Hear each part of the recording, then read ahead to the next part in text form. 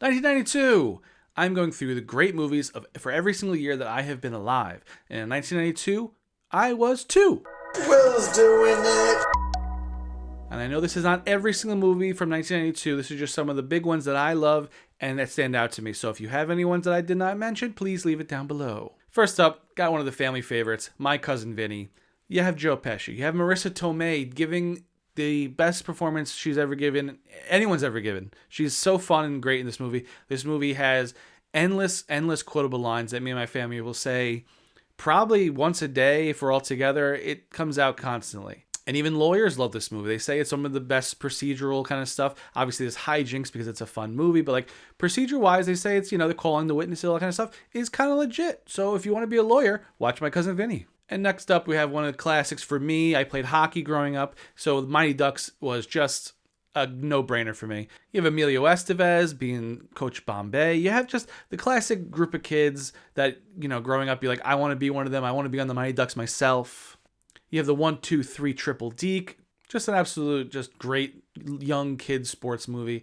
You can't ask for anything more. Now to really pivot a little bit, next up we have one of Quentin Tarantino's first movies, Reservoir Dogs. And you could tell it's a Quentin Tarantino movie because there's so much dang dialogue, but it's so good. You can listen to somebody, the camera go around the table and them talk about how you don't tip at diners and all this different thing.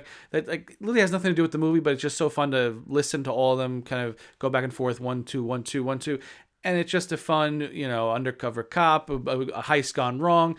If you haven't seen it, go check it out. It's a good one. And one of my all-time favorites, I think one of the funniest movies to come out of the SNL kind of pantheon. There's plenty, obviously, but Wayne's World. I absolutely love Wayne's World. There's so many good quotes and lines in it, and just the way they just have so much fun and they break the fourth wall. They do all this different stuff that just really it tickles me. There's certain parts of me just like that movie gets to, and it tickles me. Swing, swing all day. We are not worthy. All the quotes. It's a never-ending trove of quotes, that movie. Absolutely great. Mike Myers, Dana Carvey at their top, at their peak. It's so good. Wayne's World. An absolute Disney classic. You have Aladdin. All the girls wanted to be Belle. All the boys, like myself, wanted to be Aladdin. And of course, you cannot have Aladdin without the classic Robin Williams genie. They tried to remake it recently with Will Smith and Will to Will. It just really didn't work for me. Robin Williams has that panache, the fast talking, just everything that you know about the genie came from Robin Williams, and most of it was probably, I'm sure he was just improvising on set. Just amazing. And we had a sequel to a movie earlier in the 1990, I believe, countdown, Home Alone 2. It's a sequel that pretty much does the exact same thing as it does in the first one, but this time it's in New York. Hey, you have Central Park, you have the Plaza Hotel, all this different stuff that really just, it's pretty much the same kind of movie as the first one, but just gives a couple little nuggets that kind of has it stand out on its own. It's in the rotation during Christmas. You have Home Alone 1, and usually right up next is Home Alone 2. And then that kind of where you stop. Don't go into the 3 and 4, because obviously with Macaulay Culkin not in it, it's not Home Alone. And next up, you have Tim Burton's sequel to Batman, Batman Returns. This is a fun movie, but it's really not as much of a Batman movie as it is a movie about his villains. You have Michelle Pfeiffer doing Catwoman. So fun, so cool. She learned how to do all that whipping herself. Amazing.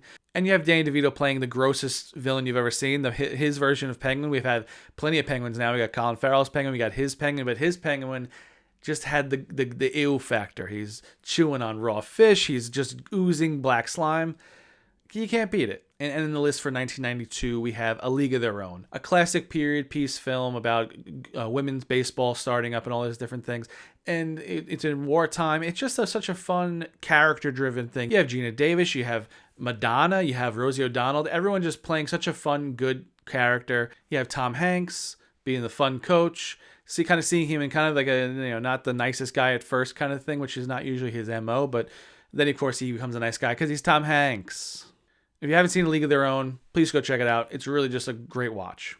We had some absolute bangers in 1992. Some of my favorite movies are on this list, I swear. If you like this video, I have a whole playlist with all the movies I have picked out from 1990 to today. So go check that out. And if you could please subscribe, follow me on LetterBoxd. I absolutely love that social media platform. I absolutely love making these. If you guys love watching them, what is your favorite movie from 1992? Let me know. Have a good one, y'all.